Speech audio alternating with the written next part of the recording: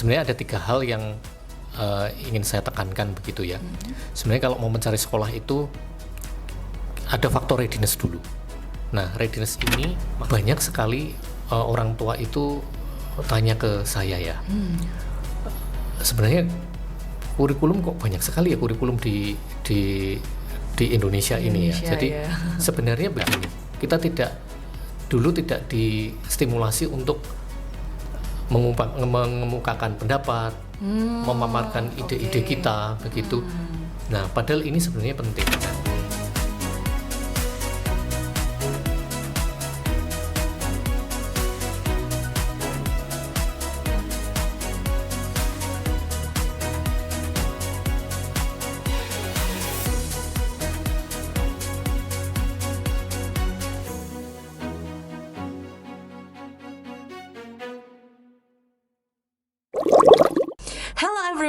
Welcome to Kinder Talks. Perkenalkan, saya Miss Reina dan saya di sini akan menemani kalian untuk membicarakan isu-isu global terkini yang menarik. Nah, di podcast perdana ini kita akan membicarakan mengenai cerdas memilih sekolah dasar dengan fokus pada kurikulum yang relevan. Karena ini podcast perdana, tentunya saya nggak sendiri dong. Di sini saya bersama Bapak Justinus Budi Setiawan, atau yang sering kita sebut atau akrab kita sebut dengan Mr. Koko. Halo Mr. Koko, bagaimana kabarnya? Silahkan berkenalan dulu. Halo Miss Rena, ya sungguh indah ya untuk saya pagi ini. Pagi ini, oke. Ya, baik. Ya, nama saya Justinus Budi Setiawan. Biasa anak-anak manggil saya Mr. Koko gitu ya. Ya, saya selaku principal dari Kinder Station Primary. Ya senang untuk bisa berbagi di sini. Ya, kita akan berbincang-bincang sesuatu yang menarik ya di sini. Betul. Baik. Tentunya nggak jauh-jauh dari pendidikan ya, Mister ya. Nah, sekarang ini kan temanya tentang cerdas memilih sekolah dasar dengan fokus pada kurikulum yang relevan nih, Mister. Dan banyak orang tua istilahnya zaman now sudah mulai aware dengan pentingnya kurikulum, pentingnya memilih sekolah yang benar-benar cocok, tidak hanya baik tapi cocok untuk anak-anak mereka. Nah, menurut Mr. Koko, fenomena ini bagaimana? Baik Miss Rena, terima kasih. Ya memang belakangan ini saya mengamati banyak orang tua yang berpindah-pindah ya, putar-putar cari sekolah dari satu tempat ke tempat lain ya. Ya khususnya saya mengamati yang bagian untuk masuk ke SD ya. Nah, ya baik, sebenarnya ada 3 hal yang ingin saya tekankan begitu ya. Sebenarnya kalau mau mencari sekolah itu ada faktor readiness dulu.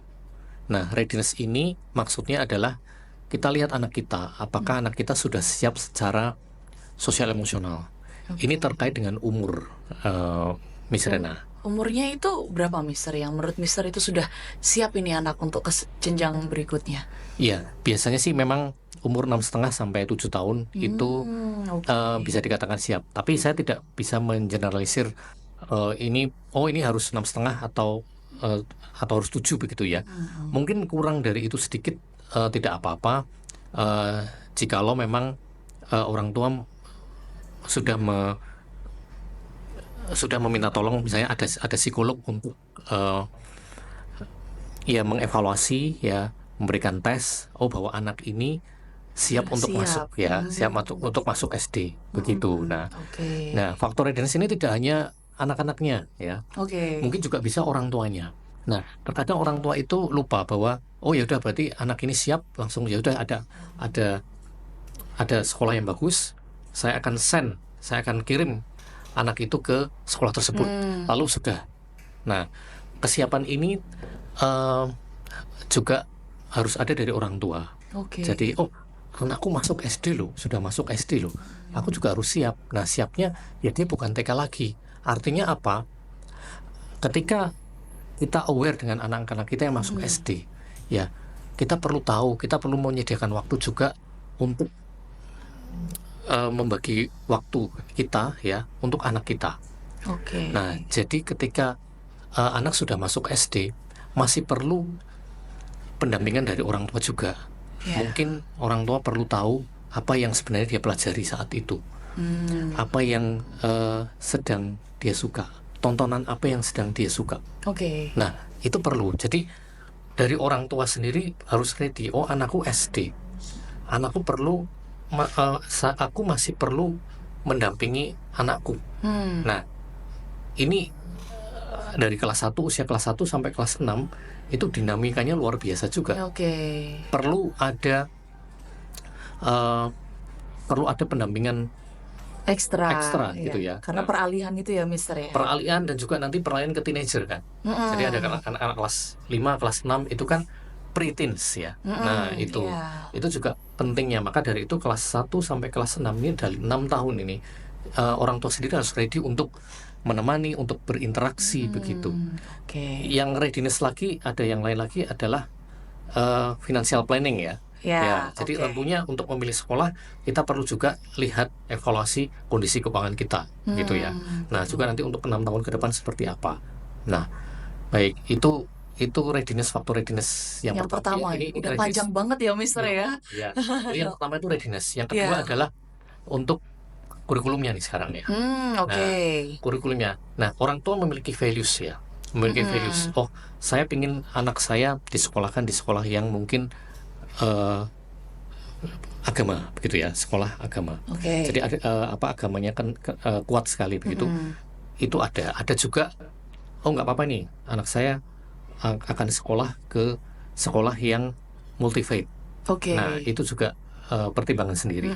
Nah, sekarang nih saya mau masuk ke kurikulum. Nah, banyak sekali orang tua itu tanya ke saya ya, sebenarnya kurikulum kok banyak sekali ya kurikulum di Indonesia ini ya. Jadi sebenarnya begini, ada fenomena yang orang tua itu perlu paham ya, yaitu tren pendidikan. Tren pendidikan, tidak hanya tren fashion, kuliner dan segala macam, tapi tren pendidikan. Gimana itu, Mister? Ya, ini menarik ya. Jadi kita mungkin mengikuti perkembangan dunia sepak bola gitu ya, terutama yang bapak-bapak gitu ya. Yang ibu juga iya loh sekarang mulai gitu kan. Lalu juga ada tadi sudah dikatakan fashion gitu ya. Kemudian HP benar gitu kan. Nah, tapi juga ada loh tren pendidikan yang perlu kita ketahui gitu ya. Tren pendidikan semacam apa gitu ya. Nah, ini banyak kita lihat, bisa banyak fenomena-fenomena yang ada, terutama di Jogja ini kan sudah muncul sekolah-sekolah berkurikulum internasional. Lalu juga ada sekolah-sekolah yang berpengantar bahasa Inggris. Nah, betul. Kenapa ada ini begitu? Nah, sebenarnya ini fenomena yang positif. Nah, fenomena positif dengan munculnya sekolah-sekolah yang berkurikulum internasional. Nah, positifnya di mana begitu ya? Nah, kita lihat bahwa kita sekarang sebenarnya sudah berbeda zamannya dengan kita dulu. Nah, dulu itu mungkin kita sekolah itu tegang ya. Kita itu harus menurut kepada guru ya. Menurut dalam arti yang negatif ya. Menurut kalau menurut oke ya, sopan, it's okay. Tapi ini maksud saya adalah menurut ya, kita dulu tidak distimulasi untuk mengemukakan pendapat, memaparkan ide-ide kita begitu. Nah, padahal ini sebenarnya penting. Nah, ini sebenarnya satu hal yang kita garis bawahi, bahwa problem solving, kemudian pemetaan ide, mengekspresikan suatu rencana itu perlu dipelajari masuk dalam kurikulum sekarang. Nah, jadi anak itu tidak belajar mendengarkan, kemudian mengerjakan soal, kemudian ujian, lalu sudah gitu ya, selesai gitu ya. Nah, itu kan tidak dapat apa-apa begitu ya. Nah, maka dari itu ini memang perlu adanya kurikulum yang memfasilitasi itu. Sekarang sudah sampai ke Education 5.0. Nah, Education 5.0 ini apa sebenarnya? Mengacu kepada Education 4.0 ya. Education 4.0 itu kan yang digarisbawahi adalah teknologi. Nah, ya sekolah-sekolah sekarang sudah mulai ya bermunculan melek teknologi ya. Nah, ada artificial intelligence ya, itu sudah dipelajari ya. Lalu juga dengan adanya teknologi ini, anak-anak juga dipacu, ya, distimulasi untuk presentasi, begitu ya, Oke. mengeluarkan ide seperti yang saya katakan tadi. Nah, namun di Education 5.0 itu ada tambahan. Tambahannya adalah pembelajaran itu perlu memperhatikan kondisi sosial emosional. Oke, balik lagi yang tadi umur itu ya, Mister ya. Nah, balik lagi kita memperhatikan umur, readiness, begitu ya. Tapi sebenarnya pembelajaran yang memperhatikan sosial emosional itu lebih ke psychological safety sebenarnya. Oh, Nah, oke, yang tadi 4.0, bedanya 4.0 dengan 5.0 sebenarnya, kalau 5.0 itu sebenarnya sama dengan 4.0.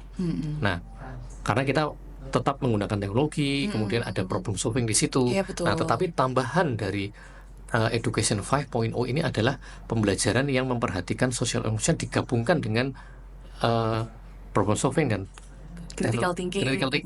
kemudian kolaboratif dan juga perkembangan teknologi itu sebenarnya. Nah, caranya bagaimana? Dulu kan waktu mungkin Miss Rena sekolah ya di SD, Ya. ya, itu kan kalau diminta maju itu kan deg-degan. Iya, takut gitu ya, Ya, Mister takut. ya. Misalnya maju ke depan gitu ya. Nah, itu misalnya maju ke depan. Terus mungkin nanti teman-temannya juga pada ngeliatin itu. Iya. Misalnya pada mulai ke Disuruh depan. ngapain nih, disuruh ngapain nih, Ah, pasti kayak gitu. Oke, grogi ya. Oke.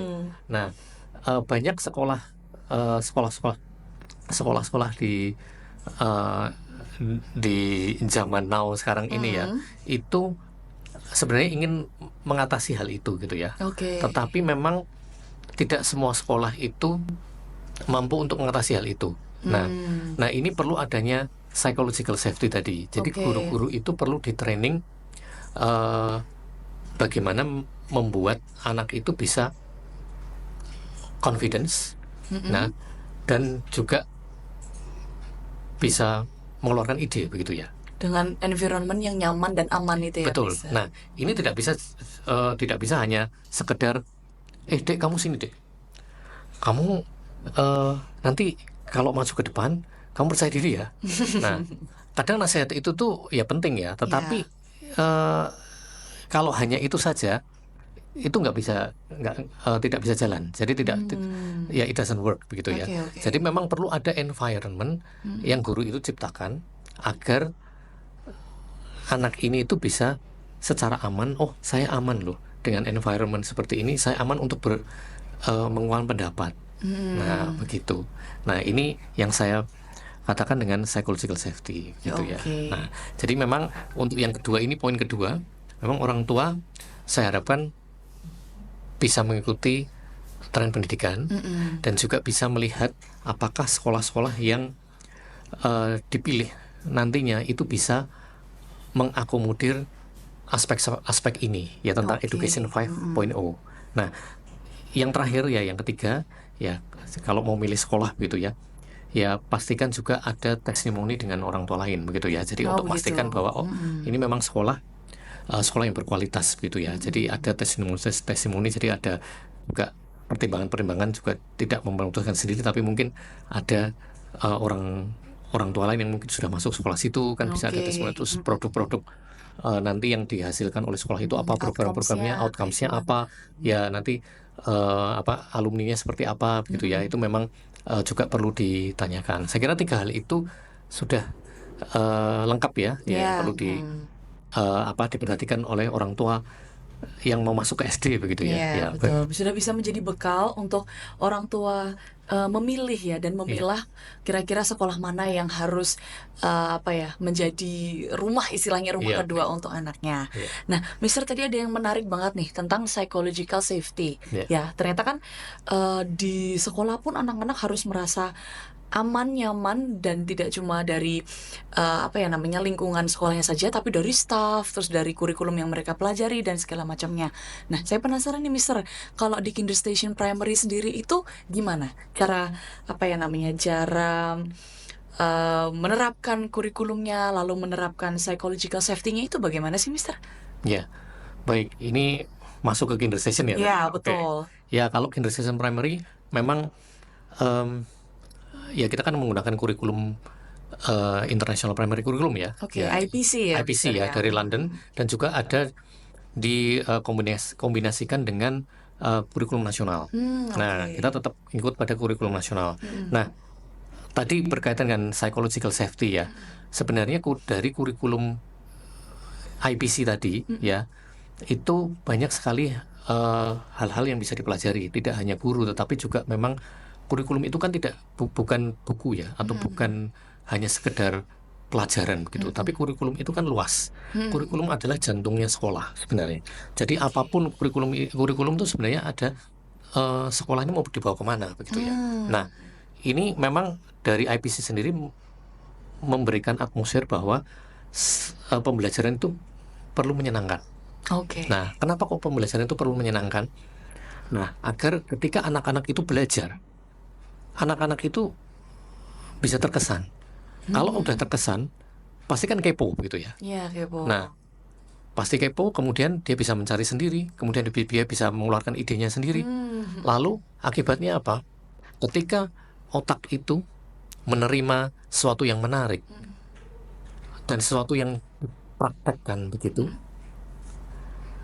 otak akan menyimpan informasi itu ke dalam long term memory. Nah, Ya. jadi anak-anak tidak gampang lupa karena kesannya tuh ya itu. Nah, ini juga dipelajari oleh guru juga sendiri. Jadi filosofi ini tidak hanya diterapkan oleh ke siswanya ya, psychological safety, bahkan ke gurunya pun, guru-guru di sini, staff-staff di sini, semuanya itu kan juga tidak takut untuk mengemukakan ide begitu ya. Oke. Jadi misalnya nih, misalnya Miss Rena itu, Miss Rena mau mengungkapkan ide ke saya, punya ide, ya Miss Rena itu kan tidak takut sama saya begitu ya. Nah, saya kan bukan kepala sekolah yang mengerikan gitu ya, intimidating begitu ya. Jadi apapun itu, jadi staff, guru, murid ya, bahkan orang tua begitu, atau mungkin juga satpam, OB, itu ada psychological safety di sini. Nah, itu ada kaitan dengan ini karena dari kurikulum kami memang kurikulum yang memberikan kenyamanan buat siswa untuk terus belajar. Jadi kita sebagai warga sekolah, siapapun di dalamnya itu, kita ada dorongan untuk terus belajar. Begitu. Oke, menarik banget ya, Mister. Jadi memang sekolah ini tidak hanya nyaman untuk murid, tapi untuk semua tenaga kerja, guru dan segala macamnya yang ada di sini gitu ya, Mister. Dan murid tidak hanya murid yang sekolah, tetapi orang tua pun juga ikut berdinamika di sekolah gitu ya, Mister, dengan secara aman dan nyaman begitu ya. Begitu. Oke, menarik sekali ya. Lalu kalau ini Mister, kan tadi di 5.0 itu ada critical thinking, lalu ada problem solving nih dari yang social emosional. Nah, kalau di Kinder Station itu penerapan critical thinking dan problem solvingnya sendiri itu gimana sih, Mister? Ya. Nah, critical thinking dan problem solving itu terkait dan tidak bisa dipisahkan ya. Jadi ini permasalahan how dan why. Nah, lalu posisi guru bagaimana ini terhadap peserta didik? Nah, guru itu memiliki kompetensi untuk memantik pertanyaan. Contoh, ya, pembelajaran terkait ada hubungan dengan grasshopper misalnya. Nah, grasshopper itu belalang ya kalau di sini ya. Nah, bagaimana ini guru bisa memantik pertanyaan yang membangkitkan critical thinking? Jadi guru tuh begini, dia membawa grasshopper beneran itu ya. Jadi grasshopper dibawa ke kelas begitu, mau dipraktekkan ya, disentuh begitu kan, grasshoppernya kan pasti apa yang terjadi? Lompat gitu ya. Nah, tentunya ketika grasshopper itu melompat, guru itu bertanya kepada peserta didik, menurut kalian mengapa grasshopper ini bisa melompat? Nah, pertanyaannya kan muncul, bisa berbagai macam begitu ya. Nah, lalu bisa guru bisa memakai metode tertulis atau mungkin metode yang lain begitu ya, atau langsung begitu. Nah, disinilah guru itu mencoba untuk membangkitkan ketertarikan, keingintahuan anak. Nah, dengan adanya keingintahuan, ketertarikan ini untuk menjawab, nanti critical thinking dan nanti juga problem solving itu akan jalan dan akan terjadi ya di kelas itu. di atmosfer ini harus dibentuk dulu. Nah, lalu ini ada hubungan dengan yang saya katakan tadi, ada keamanan psikologis ya, psychological safety. Nah, kan pasti itu ada yang anak misalnya ketika diminta jawab, oke, Amira, menurutmu kenapa grasshopper itu bisa loncat?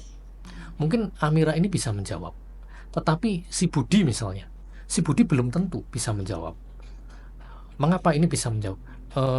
Pasti belum menjawab. Nah, kalau ada seperti ini, ya terjadi seperti ini, guru itu pasti sudah menyiapkan strategi-strategi ya untuk berkaitan dengan anak, agar anak itu bisa menjawab dengan aman, dengan nyaman. Jadi tidak bisa guru itu, Budi, ayo jawab, itu nggak bisa, jangan seperti itu. Jadi guru itu menggunakan cara, banyak sekali cara ya. Misalnya aja, oh ini kalau saya merencanakan pembelajaran, ada banyak siswa yang seperti Budi begini, mungkin akan saya kelompokkan dulu di kelompok kecil supaya merasa aman dulu. Nah, ini salah satu strategi. Nah, ini berkaitan dengan Education 5.0 bahwa critical thinking dan problem solving itu tidak bisa dikaitkan dengan tidak bisa dilepaskan dengan sosial emosional. Jadi ini gabung salah satu. Nah, lalu yang kedua yang saya tawarkan adalah dengan mind map sebenarnya. Nah, ini masukkan mind map. Nah, di sekolah kami ya di sini, mind map itu sebenarnya tools untuk merangsang berpikir. Problem solving atau tadi critical thinking ya, itu ada kaitan dengan gimana cara kita berpikir sebenarnya. Nah, mind map misalnya, menurutmu kenapa kok serangga itu bisa lompat tinggi? Ada apanya? Mungkin kita bisa kasih mind map dulu. Serangga itu apa? Ciri-cirinya, kemudian nanti sampai kepada ciri-ciri serangga itu, macam-macam serangga itu apa ya? Ada yang bisa melompat, mungkin ada yang bisa ini, ada yang mungkin tidak bisa melompat, ada yang bisa terbang, mungkin seperti itu. Nah, itu kita menggunakan mind map sehingga dengan siswa itu membuat mind map, dia tahu alur berpikirnya. Nah, ketika tahu alur berpikirnya, dia bisa melogika. Nah, ini cara yang salah satu cara yang biasanya kami terapkan itu dalam kehidupan kurikulum ya di Kinderstation. Jadi komunikasinya tetap dua arah antara guru dan anak gitu, Iya, Mister. betul. Lalu di situ guru berperan untuk merangsang, istilahnya apa sih yang di pikiran anak-anak itu apa? Jadi sebelum guru kayak ngasih tahu ini loh, ini segala macam, justru malah guru nanya dulu. Nah, menurut kalian tuh apa gitu ya, Mister ya? Iya, Oh, jadi istilahnya anak dibiarkan untuk berekspresi, mengeluarkan isi pikiran dan segala iya, macamnya itu ya, Mister. Istilahnya iya. kalau anak zaman now ini, anak-anak disuruh open up gitu ya, Mister Open ya. up, Untuk oke. open up gitu ya. Bahasa Gen Z ya. Bahasa Gen Z gitu ya kan, untuk open up. Oke. Oke, Menarik baik. sekali. Nah, tapi kan Mister, ini kan berarti anak tidak dituntut untuk menghafal, lalu anak tidak dituntut untuk apa ya namanya, berpikir cepat dan segala macam gitu. Atau gimana itu, Mister? Apa tetap ada hafalan di sini dari mind map-nya ini? Ya, jadi sebenarnya kalau di Kinderstation sendiri, namanya hafalan itu kan pasti ada, pasti itu penting ya. Masa misalnya gini, ada anak misalnya nggak hafal 3 kali 5 begitu ya, ya kan pasti kan kesusahan untuk problem solving tadi, Iya gitu kan. benar. Oh iya. Jadi dan tidak hafal, misalnya tidak hafal nama guru. Nah, kan juga kan hafalan itu tetap ada. Yes. Nah, cuma menurut saya itu bukan soal hafalan, begitu, bukan soal oh sekarang itu hafalan atau tidak, enggak, tapi metode pembelajarannya sebenarnya. Oh oke. Nah, kalau misalnya dulu ya mungkin ini yang konvensional ya, metode pembelajaran kan ketika mau ujian kita dituntut untuk menghafal. Nah, itu sebenarnya menghafal itu penting juga gitu ya, tetapi metodenya kita seakan-akan porsi untuk menghafal itu banyak sekali sehingga ujian pun ya untuk Lupa gitu ya kayak. lupa gitu kan, dan ini juga hafalan. Coba ujiannya diganti, misalnya ujiannya bukan hafalan gitu, tetapi ujiannya adalah role play. mengambil Oh, peran gitu ya. oke. Lalu ujiannya itu presentasi itu sendiri. Lalu ujiannya itu berupa permainan. Nah, itu kan akan membuat anak itu tidak bosan. Dan ini kan Oh, pembelajaran justru oke. ini membangkitkan, eh, merangsang ide-ide mereka. Nah, dan itu juga untuk merangsang juga untuk bisa berkolaborasi begitu. Nah, dan hasilnya pun juga beda gitu ya. Yes, Ya, yes, hasilnya betul, juga betul. lebih, tadi yang saya bilang long term memory, karena Iya. dia menceritakan dengan bahasanya sendiri gitu kan. Lalu juga dia juga bisa puas dengan ide-ide yang dia sampaikan sendiri begitu Yes. kan. Nah, karena saya masih ingat waktu saya kecil itu eh, ada ujian gitu ya. Saya di SD ujian ini harus sama dengan apa yang dicatat begitu ya. Nah, ini yang mungkin metode ini yang harus diubah ya. Oke. Tapi kalau hafalan sendiri sih itu ya tetap masih ada gitu. Oke, ini saya baru tahu loh, Mister, kalau misalnya pembelajaran itu bisa menggunakan role play, lalu bisa menggunakan eh, apa tadi presentasi dengan apa yang dia temukan sendiri kayak gitu. Nah, Mister, tapi susah nggak? Misalnya kayak menggabungkan nih kan karena sudah Indonesia sudah memakai kurikulum internasional IPC. Nah, gimana cara biar muatan lokalnya ini bisa ngeblend istilahnya, Mister? Dan kita tidak boleh karena meninggalkan budaya-budaya lokal, pembelajaran lokal dari kurikulum Merdeka itu sendiri. Nah, itu caranya gimana, Mister? Atau penerapannya Ya, bagaimana? ya justru sebenarnya filosofinya international primary curriculum itu sebenarnya eh, ada international mindedness ya. Ya, itu filosofinya. Oke. International mindedness itu maksudnya begini. Jadi kita paham budaya, kita mempelajari budaya luar, tetapi kita juga paham tentang budaya lokal. Oke, tidak Nah, meninggalkan gitu ya, Mister. ya, dan justru budaya lokal ini yang eh, menjadi em, titik eh, titik pengetahuan yang perlu dipelajari ya. Titik kekuatan begitu ya maksud saya. Ada ada strong point dari budaya-budaya kita gitu ya, yang mungkin nanti juga bisa dipresentasikan ketika anak-anak ini bertemu dengan eh, peserta didik dari luar negeri misalnya seperti itu Oke. ya. Baik. Nah, ini memang lalu cara ininya bagaimana ya, cara ngeblend tadi ya untuk kurikulum IPC dan kurikulum nasionalnya ya. Berarti ya baik, untuk memang kita kan menggunakan kurikulum nasional ya, yang sekarang kurikulum Merdeka begitu. Nah, kurikulum Merdeka ini kan menawarkan juga proyek-proyek Pancasila. Nah, di ini pas banget. Jadi eh, kami menjalankan kurikulum nasional itu juga dengan kacamata kurikulum internasional. Internasional, Nah, oke. jadi tentang proyek-proyeknya, kemudian juga tentang eh, apa? Tentang tadi asesmennya begitu, kita tetap menjalankan sesuai dengan em, apa? Pendekatan-pendekatan yang modern gitu ya. Nah, Oke. tanpa meninggalkan budaya-budaya lokal. Jadi pemilihan temanya misalnya, mungkin dari IPC misalnya. Di IPC itu ada tema tentang clothing, pakaian begitu ya. Nah, tentunya pakaian ini akan juga kita kaitkan dengan batik misalnya begitu. Oh, Nah, mungkin iya. sains tentang bagaimana sih cara menenun menenun Pakaian pakaian begitu di ya. Nah, itu kalau di sini pembuatan batik bagaimana begitu ya. Itu yes. juga ada brandingnya seperti itu. Kemudian juga ada misalnya di dalam IPC temanya tentang makanan makanan sehat begitu ya.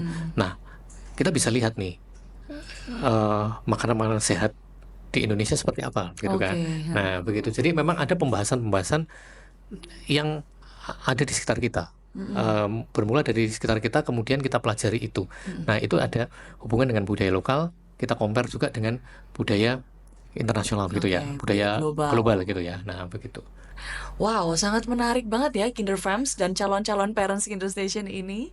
Oke, ternyata kita sudah selesai, Mister, di pembahasan kita ini. Tapi mungkin Mister ada satu atau dua patah atau tiga, empat, lima patah kata yang ingin disampaikan kepada parents di rumah atau teman-teman yang mungkin melihat juga podcast ini. Ya, ya saya mungkin merangkum aja ya apa yang sudah kita bicarakan ya.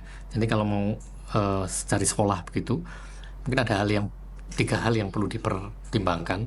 Yang pertama itu kan readiness, ya semuanya harus ready ya, tentang usia, kemudian juga nanti kondisi keuangan keluarga, yes. kemudian juga kontribusi orang tua juga, waktu begitu tuh perlu serius ini ya. Yes. Lalu kemudian kurikulumnya, ya kita udah bahas kurikulum yang relevan itu zaman sekarang itu seperti apa.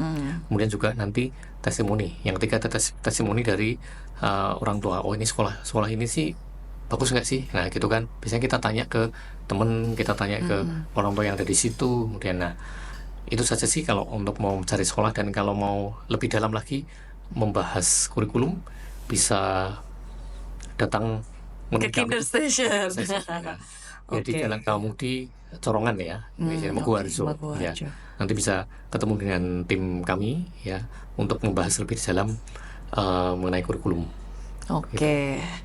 Oke, siap. Tapi gratis ya, Mister ya, kalau untuk tanya-tanya gitu. Iya, pastilah. Pastilah Pasti ya gratis. untuk bertemu. Oke, keren sekali. Terima kasih Mister Koko untuk sharingnya, wawasannya, dan waktunya. Karena Mister Koko ini sibuk sekali, ya kan? Terima kasih banyak. Jangan kapok. Nanti kita datang lagi ke sini ya, Mister ya, untuk bicara-bicara tren pendidikan lebih lanjut. Oke, nah buat Kinder Fams dan Kinder Friends, jangan lupa kalau misalnya memang penasaran lagi, kira-kira ada yang belum kejawab semuanya, boleh banget teman-teman ngirim pertanyaan di Instagram kita di sini kinderstationschool.official atau kinderstation primary. Kirim aja pertanyaan teman-teman, nanti kita bakal jawab ya. Kalau tentang SD kita akan bersama Mr. Koko begitu. Oke, thank you semuanya. Jangan lupa subscribe, follow Instagram kita, dan like dan juga share. Bye bye, Kinder Fans.